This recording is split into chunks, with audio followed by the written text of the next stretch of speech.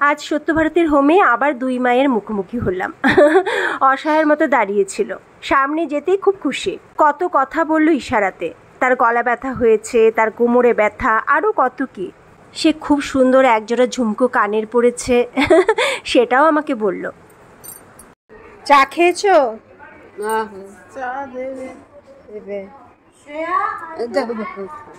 চা খাও না তুমি কেন? কি খেয়েছো দুপুরবেলা? দুপুরে কি খেয়েছো? মাছ, ডিমের ঝুড়ি আর ভাত আর ডাল। আচ্ছা, ভালো আছে। তোমার কি এটা নিজের দাঁত না বাঁধানো? ওর ইঙ্গিতে বুঝতে পারলাম ওপরের দাঁতটা বাঁধানো, কিন্তু নিচের দাঁতটা বাঁধানো না। অনেক কটা দাঁত পড়ে গেছে এবং পোকাও হয়েছে, খুব ব্যথাও আছে। গুড়ি গুড়ি বৃষ্টি পড়ছে দেখে ও খুব খুশি।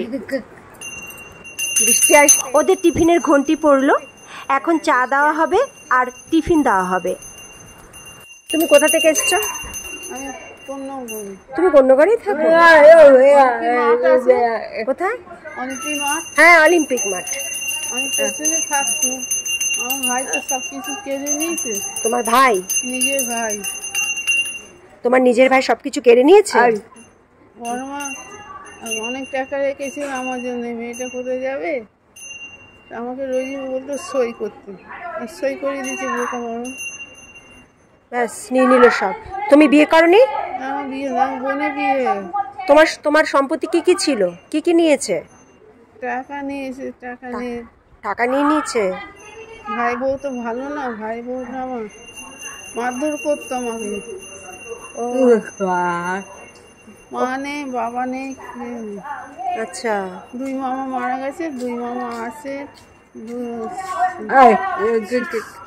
ছোট মাইমা আছে, ছেলে আছে, ছেলে বউ আছে, নাতি আছে।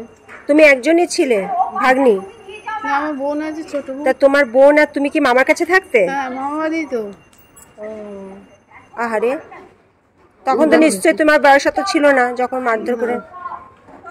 ভাই মাইমা আছে, ভাই আছে, ছোট বোন তো আসবে না, না সম্পর্ক রাখবে না, তোর সঙ্গে কি সম্পর্ক রাখবে? কি অবস্থা। আর বোন কি করে? বোন তো বিয়ে হয়ে গেছে, তার দুটো ছেলে মেয়ে। বোনের বিয়ে হয়ে গেছে? বোনের রেশন দোকান আছে ভঙ্গিপুর। তো বোন আসে তোমার সঙ্গে দেখা করতে? না না, বোনও সম্পর্ক রাখে না? ভাই বারণ করেছে। বাবা, কি অবস্থা।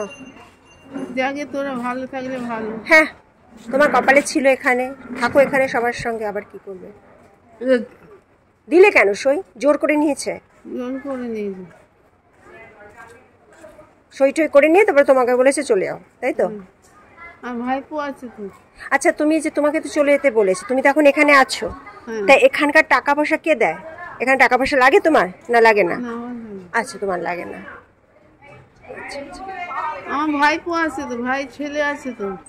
তো ভাই ছেলে আছে তো কি হয়েছে? তোমার ভাই ছেলে তো তোমার সঙ্গে যোগাযোগ রাখেনি? না, সই করবো না। সই কেন করবি না?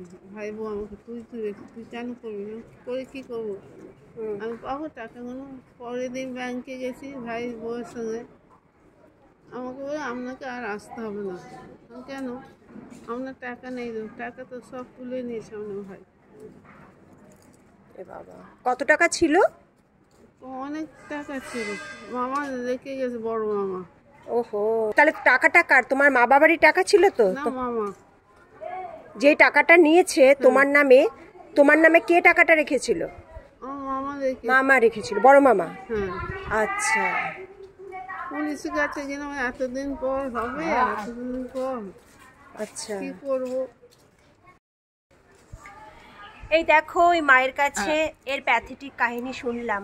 জোর করে সই করে নিয়ে সমস্ত টাকা নিয়ে নিয়েছে।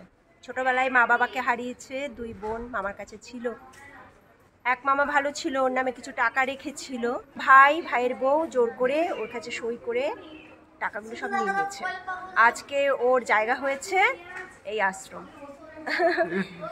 এই আশ্রমে এরকম অনেক প্যাথেটিক মায়েরা আছে, যাদের এরকম প্যাথেটিক অনেক কাহিনী আছে যা আমরা জানি না।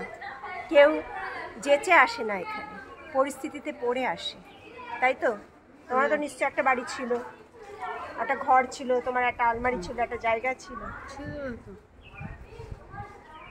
আজ কিছু নেই। ঠিক আছে, বাকি সময়টা এদের সবার সঙ্গে কাটাও। হ্যাঁ, ভালোই আছো। ওখানে থাকলে ভালো থাকতে না।